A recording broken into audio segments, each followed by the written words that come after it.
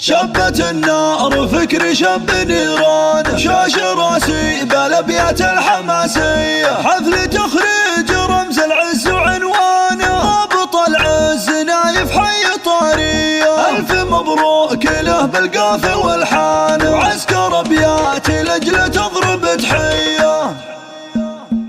لازم نعلق النجمة على امتانه، تفخر الرتبة فيه وفيه زاهية، يلفظ بها مقام العز وشيخانه، افخر بشبلكم فهد وطارية، فالحرس الوطني حاز الاخانه، حازها بعزمه وفعل البطولية، الشجاعة اللي حاز المجد برهانه، لو وقف يحتمل وقفاته والهية، هذا ذخر الوطن ودينه وإيمانه، درع وسلاح لبلاده السعودية، نسل شيخ كريم وعالي شانه، هذا ناصر ناره بالكرم حيه، من سلايل رجال العز وسيسانه، الفغم عجوة الطلات والهية، يحتمل ما قفول اثار دخانه، اهل سطوه وشجاعه غير عاديه، والخوال هم مقام المجد واركانه، لابت الحرب الروس الكباريه، والختم نطلب المعبود سبحانه،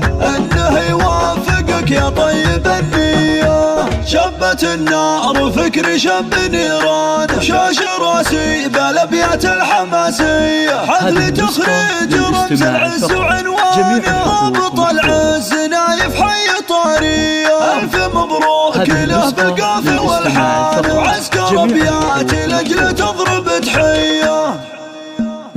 لازم نعلق النجمة على امتانه، تفخر الرتبة فيه وفيه زاهية، يلفظ يا مقام العز وشيخانه، افخر بشبلكم فهد وطارية، فالحرس الوطني حاز الاخانه، حازها بعزمه وفعل البطولية،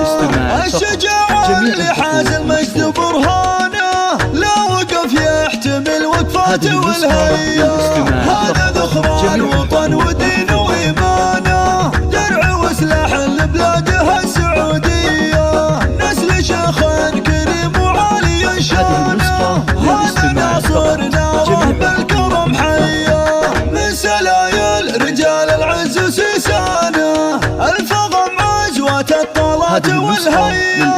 يحتمل ما قفول اثار دخانه، اهل سطوه وشجاعه غير عاديه، والخوال هم مقام المجد